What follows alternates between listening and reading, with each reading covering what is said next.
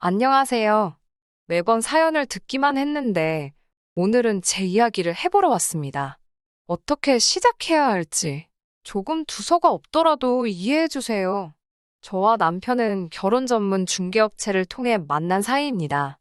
제가 어디 부족하고 그래서 업체를 통해 남자를 만난 건 아니고요. 저와 가치관과 성향이 비슷하면서도 어느 정도 조건도 잘 맞는 그런 남자를 주변에서나 지인을 통해서는 찾기가 쉽지 않더라고요. 괜히 시간 낭비하는 것도 싫고 여러 가지로 업체를 통하는 편이 저에게 유리하겠다 싶어 내린 결정이었습니다. 그렇다 보니 저와 남편의 조건을 이야기하고 제 사연을 시작하는 게 좋을 것 같네요. 일단 저희 친정부모님께서는 서울에서 한의원을 운영하고 계십니다. 서울의 한의원이 한두 개는 아니지만 그래도 제법 이름난 한의원을 하고 계세요. 저는 현재 중학교에서 영어를 가르치고 있습니다. 재벌은 아니어도 비교적 유복한 환경에서 어려움 없이 자랐고 그 점에 있어서는 항상 부모님께 감사하는 마음이에요. 업체를 통해 남편을 소개받을 당시 남편의 부모님은 사업가라 했습니다. 그리고 남편은 진급을 앞두고 있던 구급 공무원이었고요. 솔직히 말해서 이전에 업체에서 주선해 주었던 남자들과 비교했을 때 남편의 조건이 특출나게 나은 건 아니었지요. 하지만 그럼에도 불구하고 남편과 부부의 연을 맺게 된 건 남편의 성실하고 우직한 성격이 제 마음을 사로잡았기 때문이에요. 하지만 막상식을 올리고 나서 남편에 관한 많은 것들이 거짓이었음을 알게 되었습니다. 일단 어머님, 아버님이 사업가라는 건 그건 참 사업장의 규모라던가 직원 등을 제가 좀 더 꼼꼼히 따져봤어야 하는데 업체 말만 듣고 대수롭지 않게 넘긴 것이 화근이었어요. 아버님이 말씀하신 사업이란 건 아버님 자신과 어머님까지 포함하여 총 직원 수 4명의 가게였지요. 제가 남편에게 왜 처음부터 솔직히 말하지 않았냐 물으니 사업이라는 게 눈에 보이는 게 전부가 아니랍니다. 어떻게 결혼 전에 이런 걸 눈치채지 못했을 수 있냐? 만약에 그렇게 물어보신다면 저도 억울하지만 할 말이 있습니다. 저와 남편은 일단 반반 결혼을 했어요. 제가 먼저 반반 결혼을 하자고 했고요. 괜히 시작부터 도움을 받고 그걸로 발목 잡혀 이리저리 끌려다니며 살기 싫었거든요. 물론 친정부모님께선 그래도 남자 쪽에서 집을 해오고 우리 쪽에서도 혼수랑 예단을 그 수준에 맞춰서 해가면 소위 끌려다닐 일은 없을 거라고 하셨지만 그냥 깔끔하게 저는 제 능력으로 남편은 남편 능력으로 그렇게 두 사람이 힘을 합쳐 시작하면 일이 훨씬 편하지 않겠나 싶었거든요. 그래서 소위 시부모님의 재력을 엿볼 기회가 없었네요. 아무튼 지나간 일을 탓해서 무엇하겠나 싶어 이미 결혼식은 올렸고 앞으로 잘 살면 된다고 생각했습니다. 그래서 남편에게도 지난 일을 문제 삼아 흠을 잡거나 따져 묻거나 그런 행동은 하지 않았어요. 하지만 오히려 제가 너무 순순히 단념을 해서 그랬던 건지 결혼한 지 한 달도 채 되지 않아서부터 어머님께서 자꾸 저를 자극하시더라고요. 처음 시작은 보약이 문제였습니다. 원래도 체력이 좋은 편이 아닌데 결혼을 하고 나니까 체력이 더 떨어지는 게 느껴지더라고요. 부모님과 같이 살 때는 솔직히 제 몸 하나만 신경 쓰면 됐지. 제가 살림이며 요리며 할 이유가 없었어요. 집에 일을 도와주러 오시는 분도 계셨고. 그런데 결혼을 하고 나니까 해봤자 티도 안 나는 그렇지만 안 할 수 없는 잡다한 일들이 많더라고요. 그렇다고 남편이 아예 살림을 모른 척 한 거는 아니에요. 그 사람도 그 사람 나름대로 하기는 했는데 그 사람도 안 하다 하는 일이라 그런지 한다고 해놓은 걸 봐도 제 성에 차질 않았습니다. 제가 독박 살림을 했다 뭐 그런 건 아니지만 그래도 결국엔 제가 해야 하는 일이 많았어요.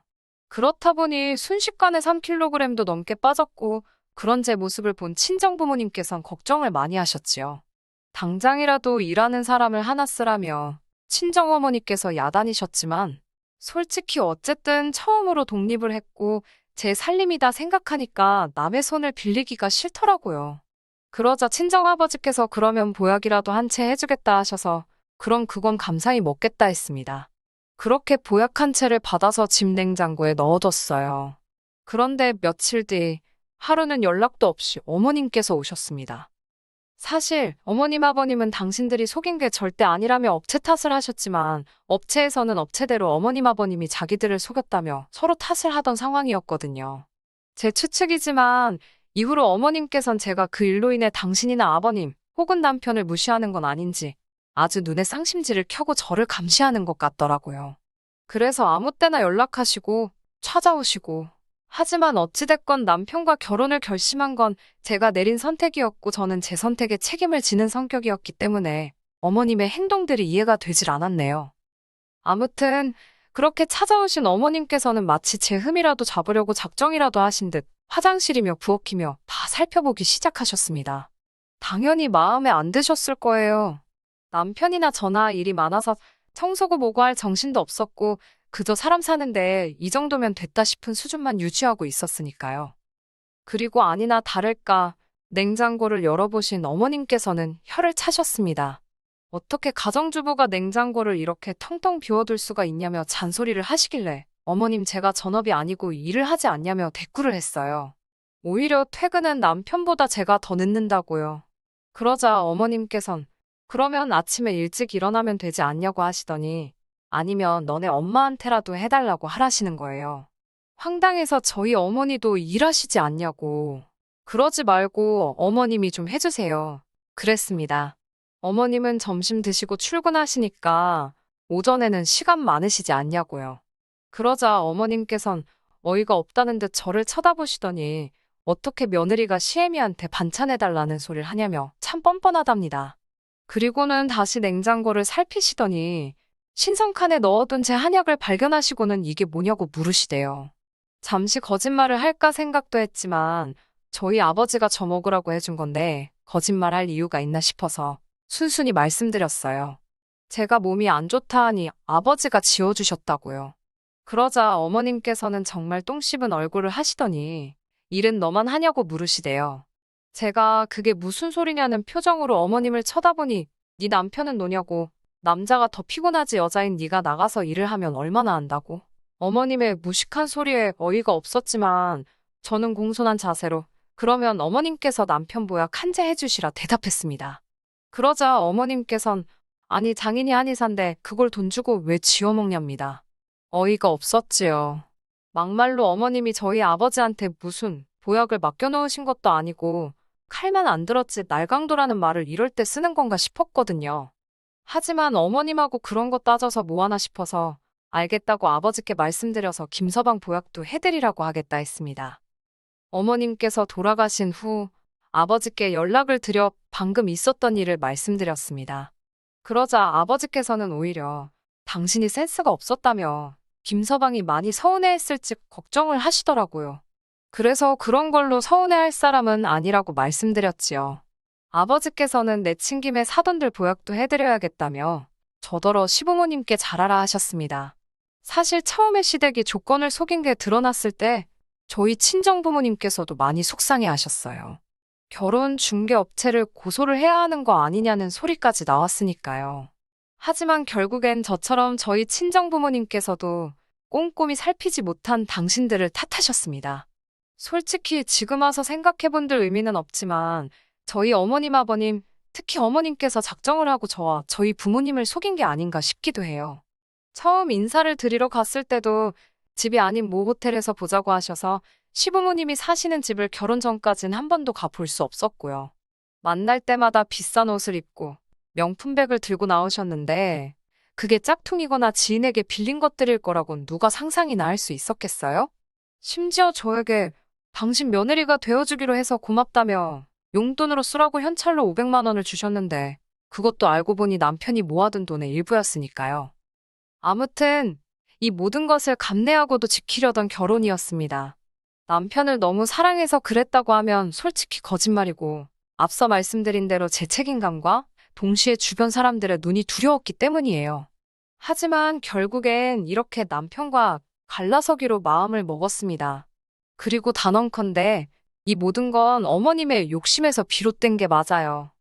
어머님이 말씀하신 대로 남편뿐만 아니라 어머님 아버님까지도 보약을 해드렸습니다. 솔직히 이 정도 갔으면 시댁에서도 저희 부모님께 최소한의 성의 표시는 해야 한다고 생각했지요. 하지만 성의 표시는 고사하고 오히려 말도 안 되는 소리를 하셨더라고요. 며칠 뒤 친정어머니께서 전화를 걸어오셨습니다. 방금 사돈이 왔다 가셨다며 알고 있었냐고요. 저는 전혀 몰랐다고 혹시 무슨 일이라도 있었는지 여쭙습니다. 그러자 친정어머니께서 몹시 불쾌한 목소리로 충격적인 이야기를 털어놓으셨어요. 저희 시어머니께서 5사람치의 보약을 주문하셨답니다. 신우가 시집을 간다는데 그 예비 시댁에 선물할 거라면서요. 어이가 없는 건 그 한약을 모두 공짜로 해달라고 그랬답니다. 사돈처녀 시집 가는데 그 정도는 해주실 수 있는 거 아니냐며. 듣고 있는데 진짜 어이가 없더라고요. 저는 일단 친정어머니께 그 부탁 안 들어주셔도 된다고 절대로 내리지 마시라 했습니다. 하지만 친정어머니께서는 마음 같아선 당연히 안 해주고 싶지만 그랬다가 당신 딸 그러니까 제가 미움이라도 사면 어쩌나 싶어서 걱정이라셨어요. 그런 어머니께 저는 다시 한번 제가 어머님과 잘 이야기할 테니 마음 쓰지 마시라고 말씀드렸고요. 분한 마음을 삭히고 있는데 퇴근한 남편이 집에 들어오대요. 저는 남편더러 시댁에 가자고 했습니다. 그러자 남편은 연락도 안 드리고 이렇게 가면 어머님께서 안 좋아하실 거라고 이제 막 퇴근하고 들어오셔서 피곤해 하실 거랍니다. 저는 됐다고 어머님도 아무 때나 오시니까 그냥 가자 했습니다. 상황이 심상치 않음을 느꼈는지 남편도 저를 더는 말리지 못하더군요. 그렇게 차로 30분 정도 달려 시댁에 도착했습니다. 어머님께서 어이가 없다는 듯 현관을 열어주셨어요. 피곤하신 거 안다고 저희도 피곤하니 본론만 말씀드리겠다 했습니다. 그러자 어머님께선 제가 말하는 태도를 흠잡아 벌써 한마디 하려고 하셨지만 제가 먼저 말을 이어갔어요. 저희 친정부모님께 무슨 신우예비 시댁 식구들 한약을 지어달라 하셨다는데 그게 사실이냐고요. 그러자 어머님께선 그걸 벌써 너네 엄마가 너한테 얘기했냐면서 생각보다 입이 싸네. 그러시는 거예요. 제가 정색을 하며 아무리 사돈지간이어도 저희 어머니가 어머님보다 나이도 1살 더 많으시다고 말씀 조심해달라 했습니다. 어머님께서 어이가 없다는 듯 저를 쳐다보셨지만 저는 무시하고 말을 이어갔어요. 보약을 하실 거면 돈을 내시라고 저희 부모님한테 한약 맡겨놓으셨나고 물었지요. 그러자 신우가 나서서 저한테 한 소리 하더군요. 신우는 남편보다 2살이 많고 이번이 2번째 결혼이에요. 신우가 저더러 하는 말이 시집온 지 1년은커녕 반년도 안 된 며느리가 시어머니 무서운 줄을 모르고 멋대로 밤중에 시댁에 찾아와서 따박따박 따지는 법이 어디 있냐입니다. 저는 신우에게 잘 모르면 빠져 있으라 했어요. 그리고 신우예비 시댁 보약은 도대체 누구 머리에서 나온 생각이냐고 혹시 형님이 어머님 떨어 해달라고 했냐고 따졌습니다. 그러자 신우가 해달라고 할 수도 있는 거 아니냐며 한가족끼리 그런 거 하나 못 해주냐고 그래요. 어이가 없어서 저희 부모님이랑 형님이랑 한가족이냐고 정말 그렇게 생각하냐고 물었습니다. 그러자 신우도 뭐라 말은 못하고 시근덕거리기만 하더라고요. 집으로 돌아오는 길에 남편이 저에게 말을 붙이대요. 아무리 그래도 그렇지 신우나 시어머니나 다 저한테는 윗사람인데 말을 너무 막 하는 거 아니냐면서요. 저는 어머님이 먼저 우리 친정부모님을 뭘로 보셨는지 경우 없이 행동하시더라. 지금 나한테 한 말 그대로 어머님께 가서 먼저 하고 오라 했습니다. 그리고는 그렇게 못할 것 같으면 내 편 못 들 것 같으면 가만히 중간이나 잘 지키고 있으라고 써붙였네요. 그리고는 얼마간 조용했습니다. 어머님이 화가 단단히 나셨는지 연락이 없으셨는데 그게 그렇게 편하더라고요. 물론 그 평화가 오래 가지는 않았지만요. 퇴근 준비를 하고 있는데 친정어머니께서 이게 무슨 일인지 모르겠다며 연락을 해오셨어요. 무슨 일인가 들어보니 어떤 가족이 와서는 저희 아버지가 지은 한약을 먹고 온몸에 두드러기가 났다며 난리를 치더랍니다. 그런데 먹다 남은 거라며 들고 온 한약 봉지를 보니까 저희 부모님 한의원 게 아니더래요. 그런 한약은 만든 적이 없다고 하니 믿지 않아서 실제로 한의원에서 쓰는 봉지를 다 보여주고 난리가 났었다고요. 그 가족이 저희 부모님 한의원을 고소하겠다 하길래 그러라 했답니다. 듣고 있는데 어이가 없어서 정말 이 한의원에서 직접 산 게 맞는지 물어보셨냐니까 선물 받았다고 하더랍니다. 그러면서 그 사람들이 선물 받을 때 받은 명함이라고 보여주길래 사진을 찍어뒀다며 저에게 그 사진을 보내주셨어요. 그런데 사진을 확인한 순간 이 모든 일이 어떻게 벌어진 일인지 퍼즐 조각이 맞춰지더라고요. 그 명함은 제가 어머님께 드린 거였습니다. 언젠가 어머님이 부모님 한의원 명함 좀 달라시길래 급한 대로 제가 가지고 있던 걸 드렸거든요. 그런데 그 명함이 처음에 시범으로 몇 장 뽑았던 거라 전화번호 하나가 잘못 나와서 제가 임의로 수정을 해놨었지요. 그런데 사진 속 명함이 바로 제가 수정한 그 명함이더라고요. 저는 바로 시댁으로 달려갔고 아니나 다를까 어머님께서 절 붙들고는 잘 왔다며 저 때문에 지금 사단이 났답니다. 그게 무슨 말씀이시냐 하니 하시는 말씀이 저희 집에서 보약은 안 해준다 하지. 그런데 신우예비 시댁에는 보약을 해서 보내겠다고 호언장담을 했지. 결국 고심 끝에 인터넷에서 보약을 사셨다대요. 그리고는 신우예비 시댁에다간 저희 부모님 한의원 명함을 같이 주면서 이 사람들이 당신 사돈인데 아주 신경 써서 만들었다며 선물을 하셨다는 거예요. 한마디로 원산지도 모르는 어디 싸구려 한약재에다 저희 부모님 이름을 판 거지요. 너무 화가 나고 속상해서 어머님께 어떻게 그러실 수가 있냐고 따졌습니다. 어머님께선 미안하게 됐다면서도 그러면 넌 네 신우가 시집도 못 가고 저렇게 평생 혼자 늙어 죽었으면 좋겠냐입니다. 그런 어머님의 뻔뻔한 태도에 전 할 말을 잃었고 어머님께서는 기왕 이렇게 된 거 한 번만 더 신세 좀 지자시대요. 어처구니가 없어서 뭐라 대꾸도 안 하고 있는데 하시는 말씀이 저희 부모님더러 그 남자 식구들한테 선물 받은 그 한약은 당신들이 지은 게 맞다고 좀 해달래요. 곧 나을 거라는 말도 좀 해주고요. 말 같지도 않은 어머님의 말씀에 정말 뭐라 해야 할지 저는 어머님께 제정신이시냐 했습니다. 같이 있던 신우가 저더러 그러니까 그깟 보약 좀 해주는 걸로 왜 치사하게 굴어서 일을 이렇게 복잡하게 하냐고 따지대요. 저는 신우한테 분수에 맞는 사람이나 만나라고 괜히 네 부모 등골 빼먹지 말라고 싸붙였습니다. 어머님께도 저희 부모님 이름 한 번만 더 파시면 가만히 안 있는다고 명예훼손으로 고소할 거라 했어요. 아마 어머님이 하신 행동이 법적으로 한두 개만 걸리는 건 아닐 거라고. 그러니 저 열받게 하지 마시라고도 했지요. 그러자 어머님께서는 제가 시댁 알기를 모같이 안다며 진작에 알고 있었답니다. 제가 당신을 무시하는 거려. 반성은 고사하고 조금의 미안함마저 느껴지지 않는 어머님의 태도에 진절머리가 나더군요. 그때 신우에게 들었는지 남편도 시댁으로 왔습니다. 남편이 저를 잡아 이끌며 집에 가자고 집에 가서 이야기하자길래 됐다 했어요. 이렇게 경우 없는 어머님하고 한시도 더 가족이란 이름으로 얽혀있기 싫다 했습니다. 이래서 기우는 결혼은 하는 게 아닌가 보다고 하니 남편이 말이 너무 심한 거 아니냐며 언성을 높이더군요. 솔직히 남편이 언성을 높인 건 그때가 처음이었기에 조금 충격적이긴 했지만 그렇다고 그동안은 제 편을 들어준 건 아니니까요. 그나마 중간에 있을 때는 서운한 건 없었는데 팔은 역시 안으로 굽는구나 싶어서 그냥 여기까지만 하자 했습니다. 솔직히 말하면 그 짧은 두세 달의 시간 동안 제가 너무 지쳤던 것 같아요. 결혼 업체에서는 제가 결국 헤어지기로 했다 하니 정말 미안하다 사과를 해왔습니다. 그리고 덧붙이기를 자기들이 아무래도 이상해서 서류를 검토해보니 시댁에서 서류를 위조한 것 같다며 자기들도 지금 시댁을 고소할 예정이라며 저는 제가 도울 게 있으면 돕겠다고 했습니다. 그리고 신우는 결국 파혼했어요.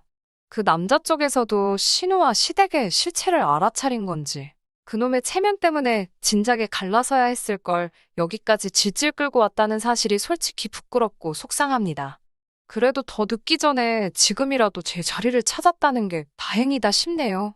당분간은 건강관리에 힘쓰며 지낼 생각이에요. 끝까지 들어주셔서 감사합니다. 오늘의 사연은 여기까지입니다. 구독과 좋아요, 알람 설정 부탁드리고 더 좋은 사연으로 다시 찾아뵙겠습니다. 감사합니다.